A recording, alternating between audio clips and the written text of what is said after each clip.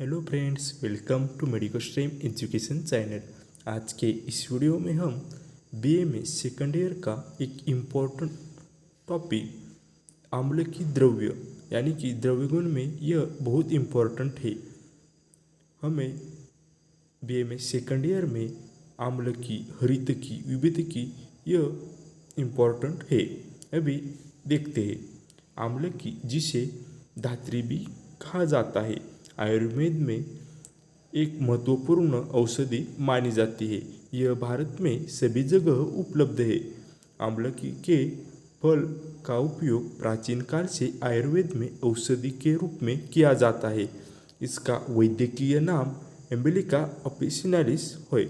इसका Latin name एम्बिलिका officinalis है। इसके गुणधर्म यानी कि आंवला की क्या प्रॉपर्टी होते हैं, यानी कि गुणधर्म। इसका रस होता है आम्ल प्रधान पंचरस।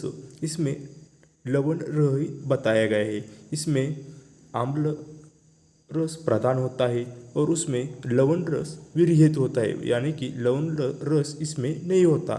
गुण लघु वृक्ष। उसके बाद वीर्य शीत होता है। यह इसका मेनली वीर्य शीत होता है। विपाक आम्लकी का हाथों के सरलता से अवशोषण यानी कि ऑब्जर्प्शन, सर्व शरीर में वितरण यानी कि डिस्ट्रीब्यूशन, यकृत में विघटन यानी कि मेटाबॉलिज्म और मूत्रमार्ग से उत्सर्जन एक्सक्रीशन होता है। प्रभाव इसका रसायन है। रासायनिक संगठन यानी कि केमिकल कंपोजिशन क्या कौन सा प्रेजेंट होता है यह बताया गया है। इसमें आम्ल के में मेनली विटामिन सी, टैनिक्स, फेनोनिक कंपाउंड यह प्रेजेंट होते हैं। उसके बाद एक्शन ऑफ द आम्लकी यानी कि आम्लकी का क्या कर्म होता है यह देखते हैं।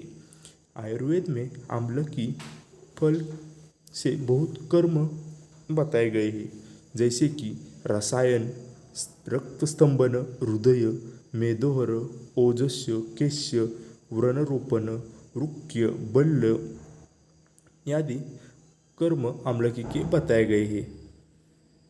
उसके बाद यूजेस यानी कि आम्लकी के यूज हम क्लिनिकल प्रैक्टिस में कहाँ कहाँ कर सकते हैं। इसके मेन यूजेस है धातु संयोजन रोग यानी कि डिजेनरेटिव डिसीजेस। उसके बाद रक्तस्राव ब्लीडिंग, इसमें भी इसका यूज होता है। उसके बाद मेदो रोग, इसमें भी आम्लकी का बहुत यूज होता है। उसके बाद है व्रण यानी कि वुंड्स एंड अल्सर, इसमें भी उसका यूज होता है। उसके बाद केस रोग यानी कि एयर डिसऑर्डर, आम्ल की केस रसायन है जो बालों के मूलों को यानी कि एयर फॉलिकल की रक्षा और पोषण करने में मदद करता है। इसलिए बालों को झड़ने यानी कि एयर फॉल्स के रोकने के लिए इसका यूज किया जाता है। विषाभूत, इसमें भी उसका यूज होता है। उसके बाद आम्लपित्त, इसमें भी यानी कि आम्ल की आमाशय में आम्ल यानी कि गैस्ट्रिक एसिड को कम करता है और गैस्ट्रिक मुकोस को बढ़ा देता है। उसके बाद और एक इम्पोर्टेंट इंडिकेशन है आम्लकी का ओजस है, यानी कि इम्यूनिटी डिफिशियंसी में उसका बहुत अच्छा असर देखा जाता है। आम्लकी उत्कृष्ट ओजवर्धक रसायन है, यानी कि आम्लकी इम्यूनो बूस्टर के रूप में काम करती है। इसलिए इसका उपयोग ओजस यानी कि इम्यूनिटी को मजबूत करने के लिए भी किया जाता है। आप इस स्लाइड में रीड भी कर सकते हैं, सभी यूजेस इसमें बताए गए हैं। उसके बाद एडवर्स इफेक्ट यानी कि प्रतिकूल प्रभाव।